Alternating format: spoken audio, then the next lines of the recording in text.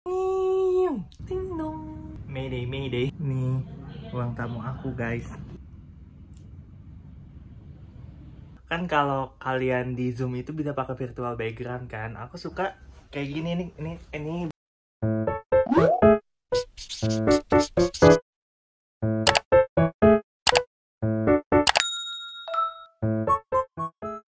Hai guys, welcome back to channel Eki Darehan. So pagi ini seru banget karena aku bakal ngajak kalian buat seru-seruan jadi mahasiswa kedokteran dalam satu hari.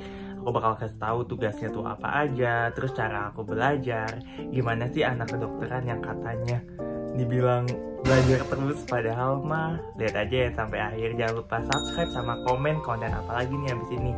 Aku sih banyak yang request setahu Ekida bahas edukasi di YouTube biar jelas, biar panjang. Oke, boleh. Dan aku mau tahu kalau hasil COVID-19 aku negatif guys. Jadi aku siap buat koas, siap ketemu pasien. Dan gimana ya serunya ketemu pasien? Langsung aja lihat kapan-kapan ya. Jadi ini kamar aku. Aku di sini tidurnya tuh bareng kembaran aku sama bareng adik aku gitu. Jadi ada kasur di atas sama ada kasur di bawah, guys. Sebenarnya aku ada apartemen di Depok, tapi kan karena pandemi aku jadi harus di Jakarta, guys. Aku ngos-ngosan ya. Pokoknya seru banget guys, jangan lupa nontonnya. Oke guys, jadi biasanya aku jam 8 pagi udah siap-siap. Biasanya aku dulu di Depok kan, kalau misalnya waktu masih preklinik. Jadi tuh aku kumpul di ruangan gitu, jadi kelompok diskusi, kita bakal bahas kasus. Nah, kalau selama online biasanya gini, kita ngumpulnya di Zoom gitu, nanti bahas kasus. Nah, aku kasih contoh ya kasusnya tuh kayak gimana kalau di kedokteran. Nih, jadi tiap minggu biasanya kita dapat tugas. Yang pertama tugas bikin makalah. Jadi ada kasus. Pemicu satu berjudul berat badanku tak kunjung turun, memiliki cerita sebagai berikut. Ntar kalian bisa kelihatan di sini juga ya. Seorang perempuan dengan A usia 35 tahun, BB 80 kg, tinggi 108 cm, terobsesi untuk menurunkan berat badannya. 3,5 bulan lalu, atas masukan temannya, mengubah pola makan dengan meningkatkan konsumsi makanan tinggi lemak dan mengurangi asupan karbohidrat. Ayo, banyak nggak ya kayak gitu? Terus frekuensi makannya tidak teratur, Nyonya A berharap berat badannya menurun dengan diet tersebut, namun berat badan Nyonya A tidak kunjung berubah. Dan membuat dia merasa sangat tertekan. Suaminya mengharapkan berat badannya menjadi ideal. Jadi ada faktor psikologisnya juga nih. Terus sejak 1 bulan yang lalu, Nyonya A mengeluh nyeri ulu hati yang berulang. Dia cepat merasa kenyang dan tidak bisa menghabiskan porsi makanannya, sering bersendawa, merasa kembung, tidak nafsu makan, dan terkadang merasa mual. Jadi kita biasanya tuh di ruangan gitu, ada fasilitator, dosen kita, terus kita bahas pemicunya. Pertama kita bikin dari baca pemicu, cari kata kuncinya, terus kata-kata sulit yang belum pernah dimengerti kita cari dulu. Nah itu nanti kalau udah kita bikin peta konsep tentang pemicu ini, kira-kira pembahasannya apa, terus kita bagi-bagi tugas, jadi per orang tuh bisa beda-beda. Nah kalau di sini aku dapatnya patogenesis dan patofisiologi dari dispepsia. Oh iya aku lupa, kalau di kedokteran kita wajib banget pakai kemeja, nggak boleh pakai kaos selama kuliah. Mau kuliah online atau kuliah offline tatap muka harus pakai kemeja, soalnya kayak itu mencerminkan citra dokter, jadi nggak sembarangan pakai kaos ya guys, kalau nggak dimarahin. Habis itu kita bahas hipotesis dari kelompok kita. Nyonya A mengalami gejala disebabkan dispepsia. Kalian yang nggak tahu dispepsia itu adalah sakit mah. Biasanya orang nyebutnya mah, aku punya mah gitu. Sakit asam lambung itu dispepsia. Untuk mengetahui asal gejala tersebut, kita untuk mengenai kata kita harus tahu penyebab penyakit dispepsia. Jadi aku bikin LTM kayak gini guys. Jadi ternyata Refluksofagel tuh menyebabkan dispepsia. Banyak sih pokoknya disfungsi motor lambung, hipersensitif saraf stres. jadi maksud di lambung kita tuh sarafnya emang bisa dibilang sensitif banget gitu, lebay. Jadi nerima asam lambung yang normal tuh dianggapnya jadi nyeri gitu, makanya jadi nyeri ulu hati. Sama juga faktor infeksi dari bakteri Helicobacter pylori dan lain-lainnya. Sama ada juga nih karena makan makanan pedas, ternyata capsaicin dari cabai itu bikin lambung kita lebih sensitif, makanya terasanya nyeri. Karena kan kita tuh nggak punya reseptor untuk rasa pedas. Pedas itu sebenarnya nyeri loh guys. Jadi yang suka pedas berarti kalian suka nyeri, suka rasa sakit gitu. Terus penutup sama referensi, aku pakai Harrison, terus pakai jurnal kedokteran PubMed gitu. Jadi kalau kalian lihat di sini ada kayak lambang 2 gitu, angka superscript gitu. Itu emang cara buat citasi. Jadi kita kalau bikin materi nggak boleh ngasal guys, nggak boleh dari blogspot, harus jadi jurnal kedokteran. Biasanya aku pakai PubMed atau Scopus gitu. Harus evidence based, berbasis bukti, nggak boleh ngomong cuma teori doang tuh nggak boleh. Harus ada penelitiannya gitu. Sampai sini doang belum selesai guys.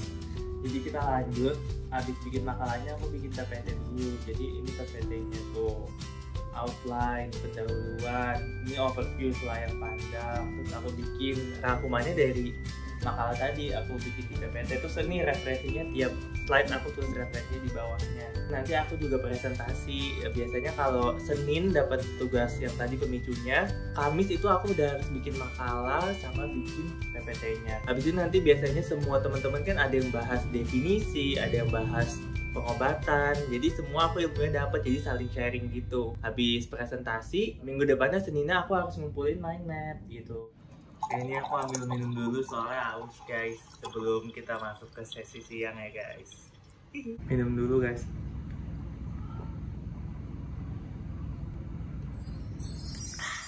Oke, sekarang udah jam 11 dan aku pengen nunjukin kalau praktikum biokimia tuh kayak gimana. Jadi di praktikum biokimia ini biasanya aku ke lab, terus nanti sama teman-teman yang satu kelompok juga ada tutornya di labnya itu.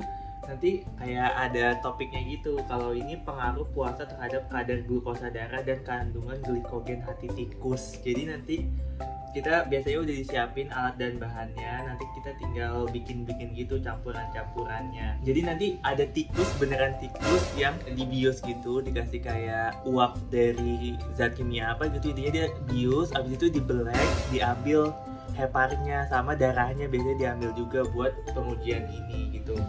Nah, si heparnya, si hatinya tikus yang udah diambil biasanya kita blender dulu. Emang agak-agak gitu ya. Habis itu dimasak di mortar gitu. Nah, habis dimasak nanti kayak dicampur cairan kimia. Kalau ini ada cara Volinu. Aku ada videonya masih sisa, kita kalian lihat di sini. Nanti ada intinya perubahan warna dan nanti kita bisa tahu kadar gula darahnya tikus atau gula di hepar, di livernya tikus tuh, di organ hatinya tikus tuh berapa. Itu biar kita tahu basicnya buat nanti kita nguji gula darah di manusia kayak gimana gitu. Jam 1 udah, habis itu aku istirahat dulu. Istirahat dulu guys. Guys, jadi aku mau kasih alasan dulu kenapa aku syutingnya nggak di meja belajar aku. Karena meja belajar aku tuh kayak sempit gitu, terus angle-nya jelek dan kamar aku gelap di bagian meja belajarnya. Jadi aku di sini, di meja di dekat ruang tamu karena lebar terus lebih terang, dan biasanya aku juga sama Farhan suka belajar di sini sih. Meanwhile, jujur sebenarnya kadang aku tuh kan kalau kalian di Zoom itu bisa pakai virtual background kan, aku suka kayak gini. Ini bantal, terus laptopnya aku taruh di sini, aku taruh bantal lagi, laptopnya aku taruh di atas bantal gitu guys. Jadi kan virtual background, jadi nggak tahu kalau aku lagi rebahan, padahal di virtual background kelihatannya aku lagi keadaannya lurus, padahal aku dengan kamuflase teknik guys. Maaf ya dokter, tapi itu jarang kok dok. Kalau sama dokter mah saya hormat, kan menghormati pengajar. later that same evening. Kita kalau Zoom pagi bareng, suka barengan di sini. Kalau ada yang nggak tahu nanti aku nanya Farhan, atau enggak kalau aku ke toilet, Mas jagain Mas, nanti kalau dosennya manggil bilang aja aku ke toilet. Gak boleh sih pura-pura jadi aku, asal ya kalau nggak ketahuan sih nggak apa-apa ya. Kayak gitu guys. Oke, pokoknya kalian harus jadi dokter ya kalau pengen. Oke, ini udah jam 2, biasanya tuh dari jam 11-an sampai jam 1 gitu aku biasanya istirahat dulu di kantin sama sholat dulu. Terus hubung udah jam 2, biasa lanjut ke praktikum anatomi. Jadi kalau di praktikum anatomi kita ketemu kadaver, jadi kayak mayat yang udah diawetin gitu. Nah biasanya di praktikum anatomi disiapin juga nih kayak namanya daftar tilik. Jadi nanti kita bisa lihat ada organ-organ apa, struktur-struktur apa dari kadaver atau mayat yang kita harus lihat gitu. Soalnya setiap abis belajar anatomi ini ada post test, jadi wajib banget kita tuh cari-cari bagian-bagian dari mayatnya itu. Misalnya nih ada musculus masseter, otot pengunya. Jadi nanti beneran kebuka kulit dari mayatnya tuh kelihatan, ototnya kelihatan gitu. Terus cari uvula tuh lihat deh yang ngegantung di Itu namanya Uvula. Seru deh, sebenarnya aku pengen nunjukin, cuma ya karena COVID-19 ini jadi paling nanti dari gambar atau video. Nanti pas ujian pun, ujiannya tuh seru gitu. Jadi abis kita di satu tempat, satu meja ada gambar beberapa, biasanya ditusuk jarum petul atau diikat benang. Habis itu nanti teng 1 menit geser. Jadi cuma 1 menit, tapi emang jawabannya yang singkat sih. Biasanya ditanya yang A itu apa, yang B itu apa, atau ditanya fungsinya. Ngerjainnya sekitar 30 soal kayak gitu. Biasanya pulang jam 4, aku lanjut organisasi karena aku ikut organisasi sampai malam. Terus ya sekarang aku harus diseling-selingin juga bikin konten gitu. Jadi ya dinikmatin aja. Sebenarnya seru sih kuliah kedokteran, bener-bener apa ya, karena ngeliatin manusia, ngeliatin diri sendiri, jadi tahu oh ternyata di dalam tubuh kita ada yang kayak gini, atau kita tahu oh ternyata ini fungsinya itu, dan banyak banget. Pokoknya menurut aku seru banget kuliah kedokteran. Nanti tenang aja, aku bakal lanjutin untuk persiapan koas. Nanti koas kan ketemu pasien, aku nanti ke rumah sakit juga. Udah di tes covidnya aku negatif, alhamdulillah. Jadi nanti kalau lancar aku bisa ke rumah sakit. Nanti next time aku mau bikin vlog persiapan koas, dan aku kasih bikin alat-alat medis sama cara pakainya. Oke, kalau misalnya kalian penasaran, jangan lupa subscribe, terus komen ya yang banyak, karena komen kalian tuh bikin aku senang aja kalau banyak yang komen. Oke, see you on the next vlog. Bye bye.